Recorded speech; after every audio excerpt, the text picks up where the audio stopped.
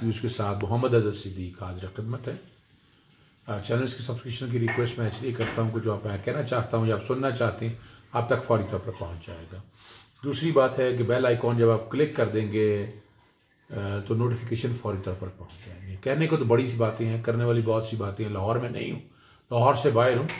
3-4 छोटे छोटे इश्यूज़ हैं। एक तो सिंध हाई कोर्ट का जो फैसला है जिसमें शुगर कमीशन की रिपोर्ट कलअदम करार दे दी है, उसको सुप्रीम कोर्ट में चैलेंज कर दिया गया है।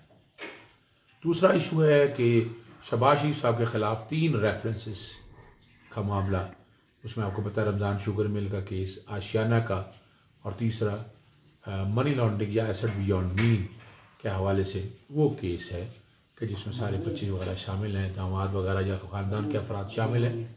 उसकी हेयरिंग हुई थी। जवादुल हसन जो जज हैं नैब कोर्ट के, उनके पास ये मैटर चल रहा था। अब वहाँ पर अमूमन यही कोशिश होती है कि फ़र्द जुर्म आयद ना हो और हम ट्रायल इस तरीके से लेकर चलते हैं कि मामला डिले होता रहे किसी न किसी तरीके से, वन वे और दी अदर, और उसके लिए बाकायदा कोशिश और काविश होती है। और आज 3 की, एक में तो आपको पता है रेफरेंस दायर हो चुका है आशियाना में, और दूसरा रमज़ान शुगर में गालिबन रेफरेंस दायर करना है, तीसरा रेफरेंस में मुकम्मल हो चुका हुआ है जो हमारे यहाँ money laundering act, money laundering का है। और अमजद परवेज़ अदालत में पेश ना हुए तो उन्होंने कहा कि मैंने बातें करनी है। उन्होंने कसम खाई, कसम खाने के कहा मैंने एक धल्ले की करप्शन नहीं की है, मेरे अकाउंट्स में जो पैसा है मुझे पता कुछ नहीं है। इस तरह की बातें, तो शहबाज शरीफ का अपना एक तरीक़ाकार है। जो तकरीर आपके यहाँ सियासतदान अक्सर सच तो बताते नहीं हैं, सच बताएं तो अगर सच का इतलाक ठीक तरह करें तो आर्टिकल 62 और 63 जो सकेशियस, राइटस, ऑनेस्ट, अमीन, बड़ी पाबंदियां लगाता है, उस पर अमल दरामद आपके सामने कहाँ हो रहा है आप बता दें। मैं तो रिकॉर्ड की बातें कर रहा हूँ, मैं तो ऐसी कोई बात नहीं आपके सामने रख रहा कि 62 और 63 का इतलाक अगर सही तरह से हो जाए और हमें वो लीडर या खुलफा राशिदीन के स्टाइल में जो आका दो जहाँ नबी की स्टाइल रखा उस पर मिल जाए तो शायद ऐसी बातें ना, और ये करप्शन और ये जो बाजार जो है ना, जो गर्म है, ये ख़त्म हो जाए।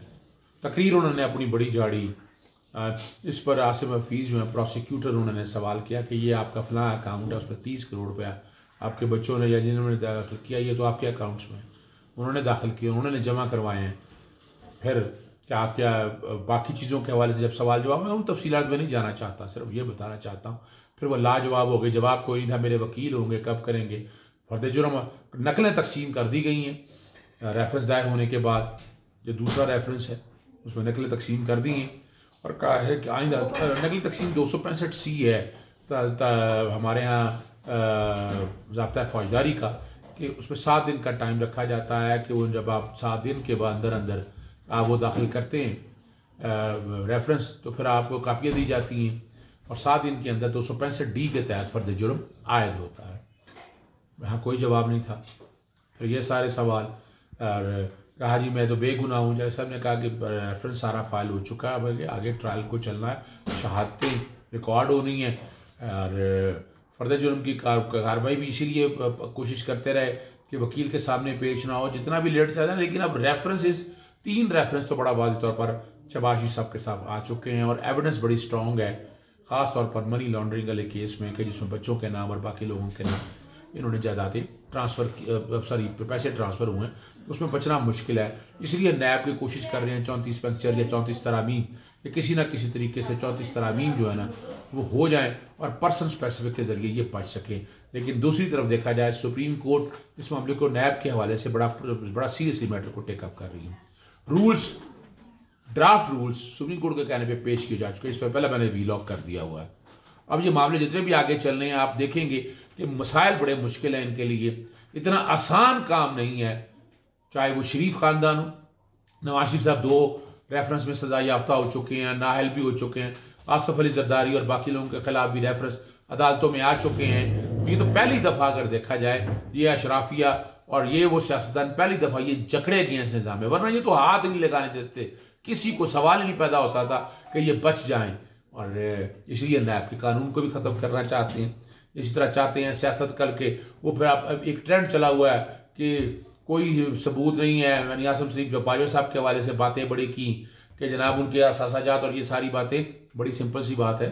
अगर किसी के बारे में आप समझते हैं और आसिम शरीफ बाजवा साहब अगर रहे हैं तो फ़ौज में मुख्तलिफ अहदों पर अपनी पोजीशन एंजॉय करते रहे। वो किसी सियासी अहदे पर तो रहे नहीं, ना वो सियासी, ना उनके पास कोई ऐसे फंड्स थे जो बैठ के जो इस्तेमाल कर रहे थे, जो प्रोजेक्ट देने थे या ऐसी बातें। पैसा तो प्रोजेक्ट में बनाया जाता है ना आपके यहाँ।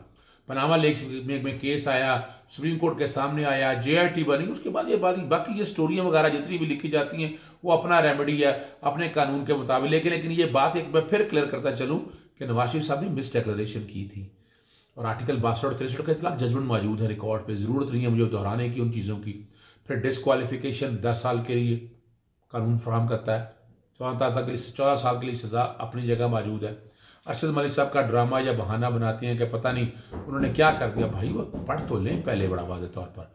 अरशद मलिक साहब ने तो सज़ा कम दी है आपको, फ्लैगशिप केस में छोड़ दिया, अल अज़ीज़िया में सज़ा दी है, तो इतना आसान काम नहीं है। शहबाज शरीफ साहब के आने वाले दिन बहुत बुरे हैं। 3 रेफरेंसेस में मैं देखें आशियाना केस में सुप्रीम कोर्ट का फैसला अपनी जगह मौजूद हो, वो बेल की हद तक है और मैं कह चुका हूँ अभी डिक्टा और स्टेट डिसाइसिस है। और इनका जो अल्टीमेटली जो मामला है ना वो नैब कोर्ट में जाना है, ट्रायल की दरखास्तें दें और डे टू डे इस मामले को लेकर चलें ताकि आसानी हो जाए। दूसरा वीलॉग में अभी नहीं कर रहा चूँकि वो एक एक्सक्लूसिव वीलॉग करना चाहता हूँ सदारती निज़ाम के ऊपर।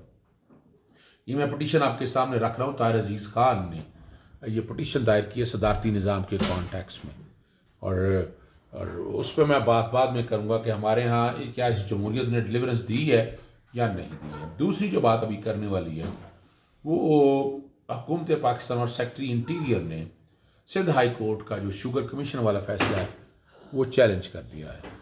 और उसमें मैं आपके सामने दोनों इस्लामाबाद हाई कोर्ट के फैसले में इंट्रा कोर्ट अपील खारिज कर दी गई, लेकिन यहाँ पर सिंध हाई कोर्ट ने नोटिफिकेशन भी JIT बनाने का, फिर JIT की रिपोर्ट ये क्वैश कर दी है और इसी बुनियाद को लेकर वो आगे चले हैं। 17 अगस्त का फैसला वो चैलेंज किया है और जब बुनियादी तौर पर यही किया कि सिंध हाई कोर्ट को इख्तियार नहीं था कि फैक्ट फाइंडिंग कमीशन की इंक्वायरी रिपोर्ट को, या अगर वो गैजेट लेट हुआ है या उसकी कंपोजिशन ठीक नहीं है, वो इसको क्वैश कर नहीं सकते थे। ये फैक्ट फाइंडिंग है और इसमें बाकी लोगों को बुलाना जो फैक्ट्री लोग हैं ये ज़रूरी नहीं था।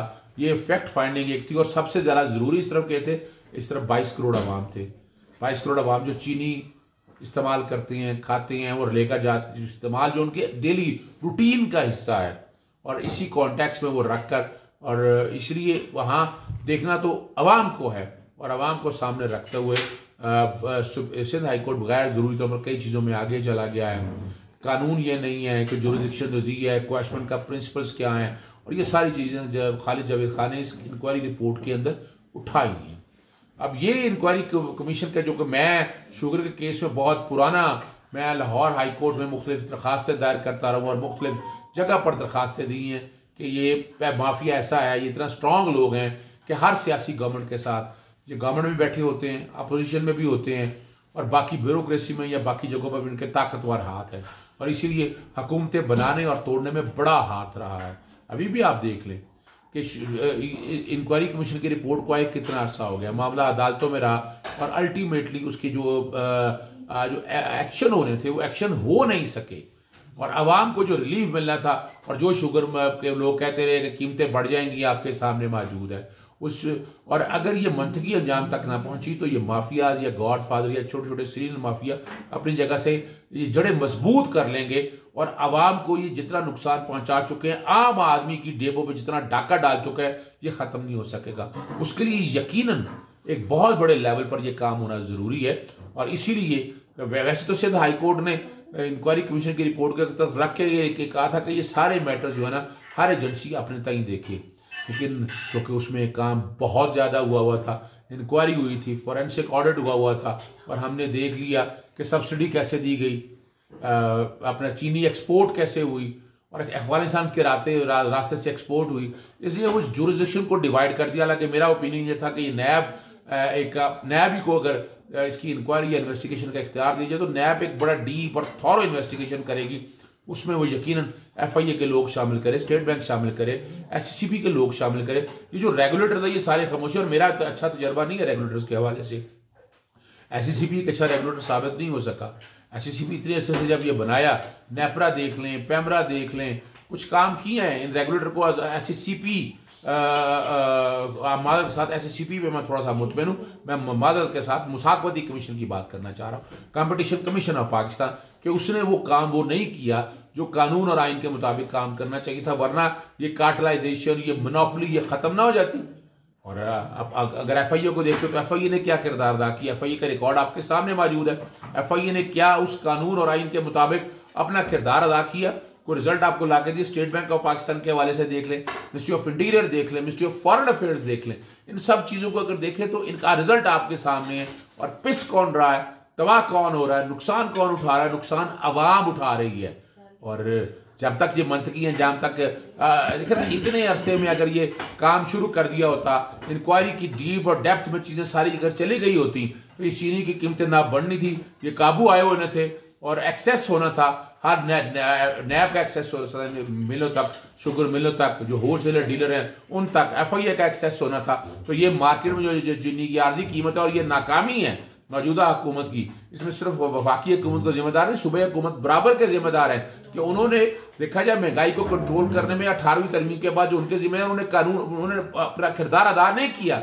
ये जो किरदार अदा करना चाहिए था वो कर नहीं सके हैं। और होल्डर मिडल मैन जो है वो बड़े आराम से, ना वो टैक्स देता है, ना वो रजिस्टर होता है, ना सेल्स टैक्स में अपने आप को एक साइड पे रखता है, चीनी खरीदता है, गोदामों में पड़ी रहती है। और अल्टीमेटली वो चीनी जो डायरेक्ट इन्वाइसिंग जो है वो सारी उन्हीं लोगों के नाम हो जाती है, सेल टैक्स होता है। लेकिन असल में जो पैसा बीच में बैठा वो यकीनन शुगर मिलों के, कुछ शुगर मिलों के फ्रंट मैन भी हैं, तो ये सारा काम करते हैं। बात सिर्फ इतनी है कि अब सुप्रीम कोर्ट के सामने, मैंने उस वक्त भी कहा था कि मामला सुप्रीम कोर्ट के सामने चला गया, सिंध हाई कोर्ट का फैसला कि जिसमें इंक्वायरी रिपोर्ट भी और नोटिफिकेशन सारा सेटिस्फाइड कर दिया। दूसरी तरफ इस्लामाबाद हाई कोर्ट ने इंट्रा कोर्ट अपील में जो सारी थी सिंगल जज का फैसला बरकरार रखा है और कहा है इंक्वायरी और इन्वेस्टिगेशन तमाम जिस तरह दी गई है वो उसके मुताबिक करे।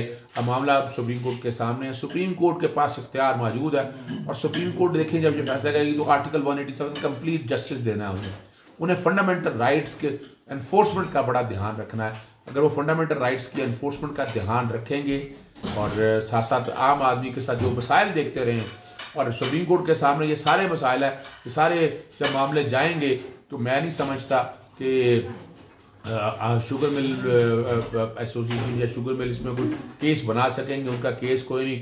जब इंक्वायरी रिपोर्ट हुई, जब नोटिफिकेशन हुआ, किसी ने चैलेंज नहीं किया, खामोशी से बैठे देखते रहे। और जब फैसला आया, जब रिपोर्ट हो के फाइनल कंक्लूजन की तरफ चीज़ें गई हैं, तब उन्हें याद आया कि इस मैटर को टेकअप करना है। तो उस वक्त तक तो देर हो चुकी थी और यही वही वाला हाल किया है जो JIT मॉडल टाउन के अंदर, वहाँ भी खामोशी से बैठे रहे। रिजल्ट हमें आगे रिजल्ट्स की तरफ लेकर जाना है मामला को, और हमें चाहिए कि कौम के साथ खड़े इन माफिया से जान छुड़ानी है। और तभी जान छूट सकती है कि आवाम खड़ी हो, सियासतदान आवाम के साथ हों, स्टेट्समैन के तौर पर आएँ और फंडामेंटल राइट्स को एनफोर्स करें। इजाज़त दीजिएगा।